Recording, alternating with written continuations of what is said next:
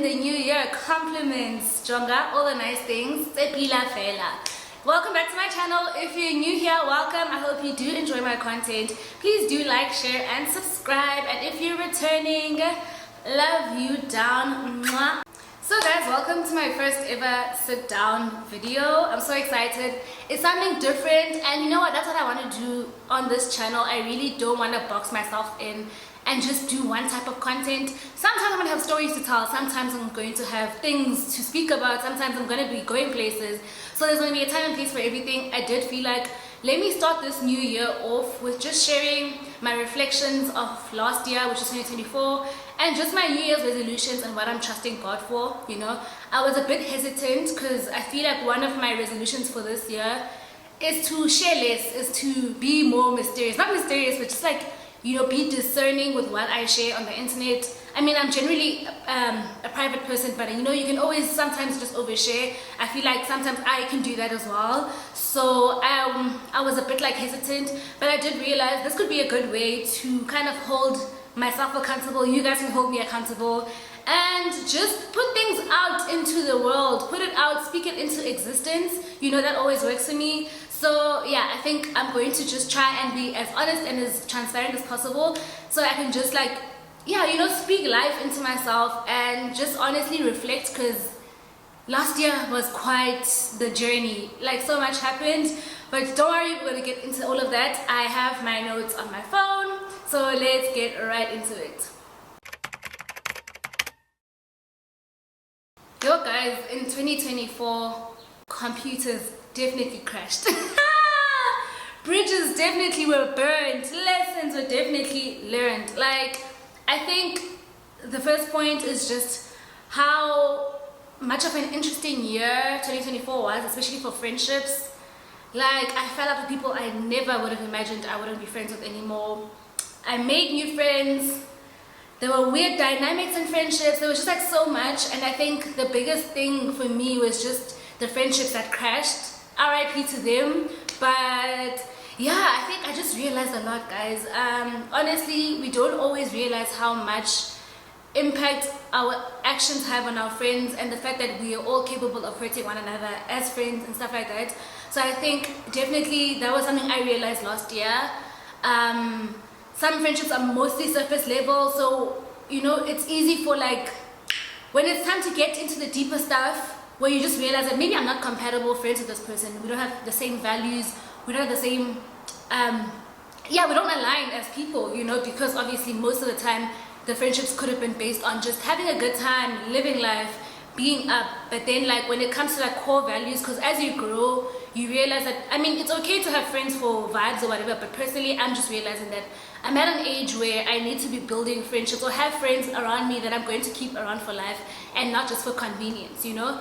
So yeah, I think that's one big thing that I learned last year, that friendships crash. And in as much as it hurts sometimes it's okay to just let it go and move on gracefully. Unless you did me dirty, then fuck you. But sometimes honestly, just move on and take it for what it is. Not all friendships are meant to last forever. I think, yeah, even friendships that have lasted years, you know, can come to an end at any point in time. And like, it be like that. There's nothing you can do about it, but just try and embrace the change and just pour into the people that are pouring into you. The second point, from what I learned last year, is that anything is possible, guys. I remember being in high school and I used to want to model so bad. Like, if you knew me from when I was in high school, my friends and I would go to State Theatre, guys, and one of our friends, Skudu, would like take pictures and we'd pose on Fridays when we dress like in casual wear, or even sometimes on weekends I'll just go to Atlahan's house. Atlahan's my best friend. We'd go dress up, go take pictures. Like, I've always been someone who's loved being in front of the camera. Literally for the first time ever, I got to model for a brand. I don't know if you follow me on Instagram, you would have seen that I modeled for Levi's, and that was such a big moment for me. It was so reassuring that literally all the things you dream of, even when you were younger, even as a kid, you know, they're definitely within your reach and they're possible. And I love just how beauty standards in the world are changing, and anyone can be anything, you know. There's a lot of possibilities, and I think that was one big win for me last year. More than the fact that it was my highest paying campaign, more than the fact that it was Levi's, it just reassured something in me that younger me needed to know, that I feel like now I'm learning and that I'm gonna carry with me forever. Like, I'm so grateful to that. I felt so seen, even just how, because I was modeling for the curvy range, how the environment was when we were shooting. The people who were there were amazing. Like, the photographers were great. Everyone was so nice, and it just felt so good. I felt seen. I felt like I don't need to hide my curves. I mean, I never felt like I needed to, but it just embraced them even more, and it made me feel like I'm really that bitch. So I think that's something I'm always so grateful for, and that's what 2024 taught me. Anything you dream of is within your reach. Like, don't be afraid to dream. Don't be afraid to be bold and audacious. Anything you dream of is absolutely possible. And yeah, that was just one big takeaway from me from last year as well. Another thing 2024 taught me was just being able to embrace change. Like, oh, last year was, I feel like I loved the year, but I also hated it at the same time. One of the reasons being I lost my job like in September last year, and that was something that was jarring, guys. Like, I was so spooked. It happened out of nowhere, you know. I mean, I had been feeling a bit like stagnant for some time in the company. I had been praying to God about it. I talked to my family, my partner, my friends. I didn't feel like they were, you know, pouring into my ambitions, into my drive, into my dreams. I just felt like I'm rotting my brain every day, you know. So I kind of felt like I'm not meant to be here. But obviously that was my first big goal job. They were a company based in Europe. It was paying pretty well. You know, there's all those benefits that you think about, and you're just like, I don't think I'm gonna quit, even though I'm not necessarily happy, you know. And sometimes God will forcefully make that decision for you, you know. Because I did feel like, yeah, I didn't see myself willingly waking up one day and deciding that I'm gonna quit, because obviously it's really nice to have financial stability. But I think sometimes God will make the decision for you and forcefully remove you from situations that you're not meant to be in anymore. And sometimes you need to be open to embracing that, even if it's scary, even if it's uncomfortable. Because I was just like, what the hell am I gonna do now? Like, you know, when that happened. But I think I just realized in the short space of time that, you know what, this is above me. I think I need to just lean into trusting God more with my life and what happens. You know, I feel like everything happens for a reason. I did feel like this company wasn't serving me to where I wanted to go anymore. So in as much as, so how can I cry about that? God, I've been praying to God to kind of like help me get out of that situation, you know, or help change the situation. And the change was being that I'm not going to be in that company anymore, you know. That's been, I think, one of my biggest challenges last year. It literally, I think towards the end of the year, I was just kind of like depressed, like Benjikoa, like I was just constantly, just, you know, when you wake up and you're like, what the fuck, like what the actual heck, you know. But I think I'm slowly but surely learning to embrace change. At least it's also giving me time to focus more on my content creation. I've still been getting campaigns, and thankfully, God willingly, I haven't been on the streets hungry, starving, you know. I'm still blessed. I'm still able to provide for myself. I'm still able to like do things that I like to do, even though there's not that stability anymore. And I think that just comes with sometimes learning to embrace change. I think last year really tried me in that regard. At some point I was like, why the hell would God do this? Like, I've got bills to pay, I've got debit orders to pay. How the hell am I gonna do all of that, you know? But yeah, guys, sometimes things happen out of our control, something you can't change. I mean, even if you are like job hunting or you want to start a business or whatever it is, it's not going to happen in an instant. You could be lucky, it happens for you in that way, but most of the time, these things take time. And I think I've just been like kind of rediscovering myself. I don't know if it's a frontal lobe, because I just turned 25. Maybe it's my frontal lobe speaking, but honestly, I think change happens, whether it's uncomfortable, whether it's great, whether it's not. All we can do is embrace it and just keep trusting God and just keep trusting the process. I feel like I've been through so much shit in my life. Excuse my, I don't say this much all the time, guys, I promise.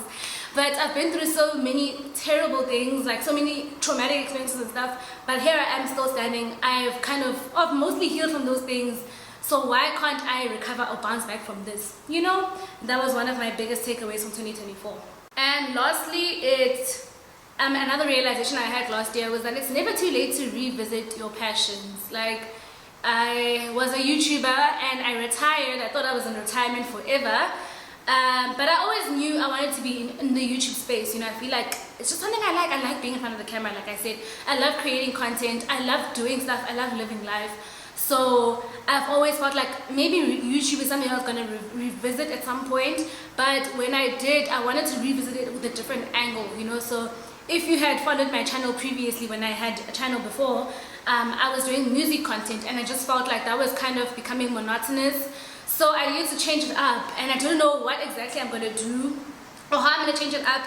And I decided, you know what, let me just step on the brakes, put a little wall on things, and I'll come back to it at some point in time. Thankfully, God willingly, I'm back on YouTube now, and I'm enjoying it so much. I definitely am going to bring back the music segment of Cat Room to my channel. That's definitely coming back this year. I just needed time to kind of rethink and revisit how I'm going to approach my content, so I'm not just sitting in front of the camera yapping the whole time. You know, I want to make it interesting. I want to make it something fun but different, you know. So that's definitely going to come back, but it's never too late to revisit your passions. Don't ever think because you've put a pause on something, because it wasn't working out initially, that it has to stay that way. If you want to revisit it again, it's absolutely possible, guys. Revisit your passions, things that you feel like your heart is still burning for, your desires are still burning for.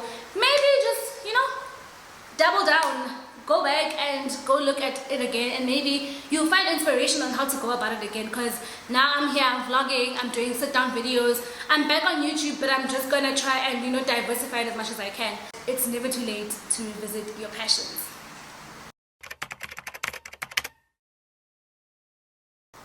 Okay, so let's get into my 2025 ins and outs. Ins being what I'm trying to do more of, what I'm trying to implement in the new year, and outs being what I'm done with, what I want no parts with, what I'm just keeping out of my life. Okay, first up, my 2025 in is saving towards travel and experiences. My 2025 out is excessive grooving, going out and drinking.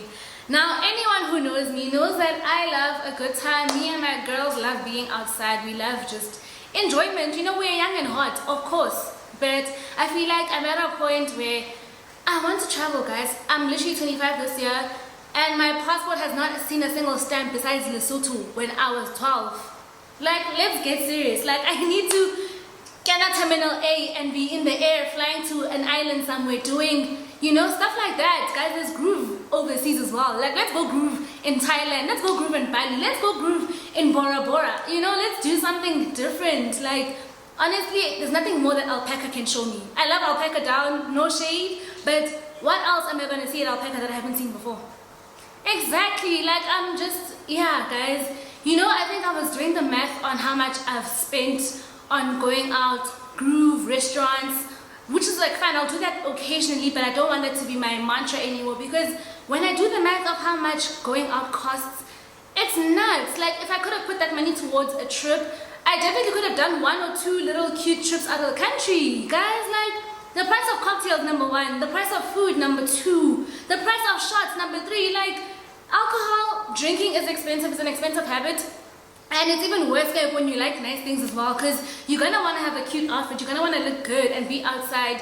And it's like, at what cost, girl? It's time to like use that money to get to Terminal A. Let's get on Emirates. Let's move. Like, enough is enough, guys. Like, I'm genuinely not saying I'm going to completely not go out. I'm not going to do any of that. But I want to significantly reduce how frequently I'm doing it, so I can spend that money towards experiences and things that I want to do that are going to like be meaningful in the long run. I feel like that makes more sense, you know. Yeah, I think my friends and I need to, this is actually a sub to them, we need to invest our time in doing more experiences, you know, like, let's go hiking, let's go skydiving, I don't know, let's just do stuff that are not necessarily groove and clubs and stuff. I've done that, it's nice, it's fun, I'm glad I did it, no regrets. Like, but my only regret is I still haven't left the country at my big age. Like, that's a bit scary. I want to punch myself right now, but it's fine. We live and we learn. But yeah, even like doing little short-lived trips, you know, we can go to like Marlow Park. There's like so many cute things. Last year we went to Hobbies. We had a time, you know, like that. At least I'm seeing new places. I'm seeing different things. I'm not seeing the same 10 people that I'm going to see every single time I go to any spot in Joburg, because there's only so many times you can go to a place and see something different. in Joburg. And you're like, enough is enough. My next ins and outs, I think I already kind of touched on earlier in the video, but 2025 in is having more secrets I'm taking to the grave and speaking with discernment. Out, oversharing, telling people more than they need to know about my life, and sharing with friends who don't share about their lives. I am so done, guys. I need to be in my quiet girl era. You know, I feel like the window open, sometimes a bit too open, and I think I need to just be more discerning with who I speak to about certain things or what I'm sharing to people or whatever. You know, I feel like not everyone, I mean, I'm not like the kind of person who believes that everyone is plotting on my downfall, but not everyone is like rooting for you either, you know? So I think I just need to be more discerning with that, and just like how much I tell people, or like, yeah, just like moving in silence like a real G. I don't know. I just feel like I'm someone who just always speaks and talks about my experiences and talks about stuff, and not everyone reciprocates that energy. I feel like also, like I mentioned, I'm sharing with friends who don't share about their lives. There's no reason why you should know what's going on in my life if I don't know what's going on in your life. Like, let's be fair and square. Like, if you're not pouring into my cup, if you're not sharing what's going on with you, why the fuck should I tell you what's going on with me? Like, once, like, literally that's just my energy this year. I really just want to be more mindful with who I speak to, who I share things with, who I put into my life. I feel like, yeah, that's just something for me that I feel like I needed to work on. I know I'm doing overshare but yeah, overshare, unfortunately. Like, I will speak about things and not hold back, but you know, is it really worth it in the end of it? I don't think so. So it's time to be more quiet. Okay, my next ins and outs are in creating a capsule wardrobe that with timeless pieces and rediscovering my style. Out, excessive shopping on Shein, especially for one-wear outfits. Guys, I can't tell you how many times I've cleared Shein carts in the past year, in the past 2 years. And I feel like every single time I need to get dressed, I feel like I literally feel like I don't have clothes. Mind you, my wardrobe is full because all the items that I'm buying are cute little baddie outfits, and I'm not like necessarily building a capsule wardrobe. I'm not collecting like pieces that can be styled around. I think I know how to work around because I'm a fashionista. I know how to like work around outfits. But if I'm being honest, like my items, some of them, or quite a lot of them, are just one-wear items. So I think I want to declutter my wardrobe, give some stuff away, sell what I need to sell, and start collecting timeless pieces that I feel like are quality and are gonna be able to get interchanged with other outfit stuff, you know. I feel like, yeah, I want to rediscover my style. I feel like I'm a very stylish girl. I just need the coins to rediscover it, which is fine because I'm gonna get them this year, and I'm gonna tap into that. But honestly, tools pansy with Shein's thingy clothes. Like, if I'm being honest, the quality isn't that great.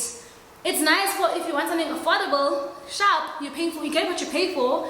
And there's also like honestly good quality stores on Shein that I can get like better quality items from and get better like longevity out of the wear, you know. So I just feel like, yeah, I need to just stop getting fast fashion items. I need to tap into my timeless piece capsule wardrobe era.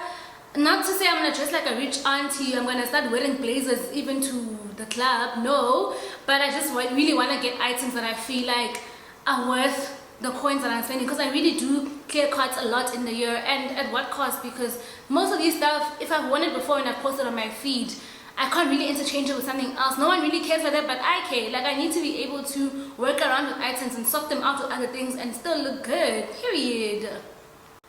And now, coming into the next point, it kind of ties into what I said about building a timeless wardrobe. I want to get into like hobbies like sewing, a sport. I think I want to pick up at least one sport this year, and also just get into my sewing bag. I've always wanted to. I just never had like a sewing machine and all that stuff. But I feel like because I want to redirect my time to less groove, more meaningful stuff, I want to really get into that.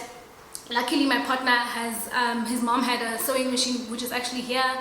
And I'm gonna use that and start like making myself little cute clothes, you know. I think I want to get into that. Let's be resourceful. I've always like cutting up stuff and like, you know, stitching things together or whatever. But I feel like now that there's a machine to do it, I am going to be unstoppable. Like, I'm going to be literally a menace. and maybe I'm gonna start selling items and start like sewing stuff for people. I don't know, but really I want to pick up a hobby that I feel like is going to be positive and contribute well into my life and not be a waste of time, quote unquote. So I'm really excited to get into that. My out is overconsumption of social media. Guys, I feel like we know too much about each other. We hear too many of each other's thoughts. I want less of that this year. I want to know less. I want to hear less. I want to see less. Like, I feel like, yeah, I'm always on like social media. I'm always on Twitter. I'm always on Instagram. I'm always on TikTok. And it's just overconsumption. I feel like I'm literally rotting my brain. There was a point where I couldn't watch videos on TikTok without putting them on 2x speed because I was like, let's move. I want to get to the next video. And I realized that, babe, this is not healthy. We are rotting the brain. What do you mean? So no, less of that. I really want to know less. I really want to see less. I feel like, you know, I was even at a point when low-key, when Musa Kawula posts, I'm like, who are these people? Less of that. Like, I really don't need to know that much about people anymore. Umgozi is fun, haha, but honestly, enough. Time to put the phone down and pick a book up and pick the gym bells up, something. Like, let's get into hobbies. Less of overconsumption on social media, personally. Tools, pants. And then my next one is capturing more memories, spending more time with the people that I love, creating memories and just being present. Out are pouring into people who don't pour into me, and friendships of convenience. I feel like I kind of spoke about this, but just to reiterate that, honestly, I feel like I've been just pouring into friendships or people who aren't necessarily, you know, when it's like, I'm your friend, but you're not my friend, that kind of stuff. I want less of. Like, I really just want to be around people who I love, who love me. Like, I can actually recall a time where I've invited people to like my birthday things, and I thought, okay, we're building something, and then they have birthday things and I'm not invited. Like, I know it's like a petty thing to like speak on, but honestly it's a valid reason. Like, I need to learn to just pour into people who are pouring into me and stop extending olive branches unnecessarily and just let things happen organically. I don't feel like I need more friends. Honestly, I've got amazing friends. I've got plenty friends. I'm not opposed to making new ones, but I honestly just want to pour into people who are pouring into me. I've overextended myself in the past, and literally being a people pleaser and no one is pleased with you. Oh, because you're not even pleased with yourself. You're disappointed in yourself. No one else is pleased with you. You're not pleasing anyone. So why the fuck are we doing all of that? Like, I really just want to pour into the people that are pouring into me and just create memories and just solidify the circle that I have, you know? We can add a few more people when need be, but I'm not going to go out of my way. That's where I'm not going this year. I'm not going up my way this year. I'm not going back and forth this year. None of that. Less of that. More of the people that I care about that care about me. Thank you. Okay, my next in is paid campaigns, paid brand collaborations, and improving my content. My outs are trade exchanges, brands that try to cheap out, and accepting less than what I actually charge just in the name of working, you know? I love doing campaigns. I've done favors for people who will be like, oh no, our budget is a bit tight. Can you please bring your rates down? If it's not worth my while, I don't want to do it anymore. I don't want to do it. Brands also need to like not want to do trade exchanges. Guys, it's 2025. Pay people for their work. Pay people for their efforts. Pay people for their time. Pay me my money. Like, enough of, guys. Umdu afike ufuna reels ezi 2 stories, feed post, and then you're saying, no, we'll just give you a gift package in exchange. Are you crazy? Is a gift package going to pay my Virgin Active membership? No! Like, less of that. More of brands opening their purses. More of me saying no, actually, to people who are trying to cheap out, guys. We're all trying to make ends meet. We're all trying to make a living. We all have bills to pay. Let's respect one another. Let's not waste each other's time. And I hope brand managers see this, guys. Please. We love creating content for you guys. But it's even better when you guys are paying. Pay us our rate. Pay us what we need to be paid. Period. Like, stop trying to cheap out. Enough. And then my last ins and outs are in being bold, being audacious, and asking for the things that I want fearlessly. Out is not dreaming big enough, being shy to ask for the things that I want, and shrinking myself with negative self-talk. Guys, I feel like the end of last year took me to a really dark place. I'm someone who speaks things into existence. I love speaking life into myself, into the people around me and stuff. But you know, when you're going through shit, it's easy to just suck yourself down by just constantly thinking badly about yourself or putting negative labels on yourself or on the things that you're doing, or just like, yeah, just depreciating yourself essentially. And honestly, there's nothing that's going to hold you back more than that. Literally, be audacious. Like, don't be scared to ask for what you want. Like, the worst people can say is no. The worst that can happen is not get a response, but at least you said something. You miss 100% of the shots you don't take. So I think I want to do more of that. Like, in terms of just my career, in terms of everything that I want for myself, I'm going to be more audacious. I feel like I am an audacious person, but I think that's also very circumstantial, and I want it to not be circumstantial anymore. I just want to be an audacious person, period, you know, and not like let the seasons I'm in or like the mood I'm in kind of now impact whether I'm going to be audacious or not, or whether I'm going to speak positively about myself or not. Like, I just want to be someone who's just constantly being audacious, being brave, and talking my shit, and no one's going to stop me, because what? No one can stop me. Exactly. But yeah, I'm also like very I'm no longer just, you know, sometimes you always think that people are plotting against you, but most of the time there are people who are actually rooting for you. So it's easy to suck yourself into like focusing on the negatives or other people, external factors, and you forget that this is your life, dude. Like, you need to just be intentional, you need to be brave, you need to just put yourself out there, because in as much as there could be people plotting against you, I promise you, most of the time there are people who are rooting for you more. And no one can stop what God has in plan for you. No one can stop the dreams you are trying to pursue for yourself. So that's just my biggest thing. I just want to be Jonga, brazen. I want people to be scared of me. Like, whoop, this girl, like, she has a lot to say. She thinks a lot. She has, you know, she's not scared. I want to be that person. Like, I love that, and I feel like more of that in 2025. But yeah, guys, another one of my big vision for 2025 is that I really want to get to 10,000 YouTube subscribers so bad. Like, that's my goal. I'm literally still on my way to 1,000, but there's nothing that's not possible in the land of the living.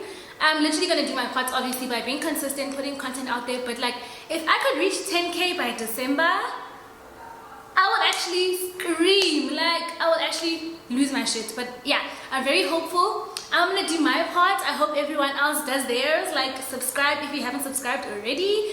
But yeah, I'm so hopeful for this year, guys. It seems like God promised me something so big.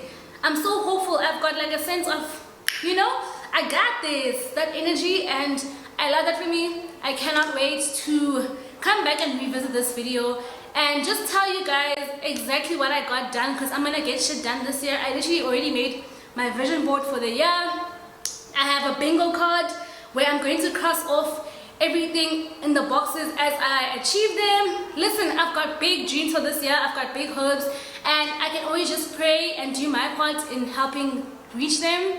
But yeah, I feel like reaching 10,000 subscribers would actually rock my world. I'm really excited to see what this year has in store for me, especially as a YouTuber. I feel like I'm still new, but I've got a lot to offer, and I'm really excited, guys. I'm really, really excited. Okay, guys, I think this is where I'm going to stop the video. I don't want to yap your ears off, because I know myself, I can talk, and let's just put the brakes. Let's press the brakes. Let's give it a whoa, and let's wrap it up. But yeah, guys, Happy New Year once again. I pray that God blesses you abundantly in this new year. I hope you've done your vision board. I hope you've journaled if you journal. Do whatever you do as your New Year's resolutions, or for your New Year's resolutions rather. And trust God to do the rest, because if you believe it's yours, then it's yours, baby girl. Let's go. I'm super excited, guys. I can't wait to see you in my next video. Thank you so much, and bye.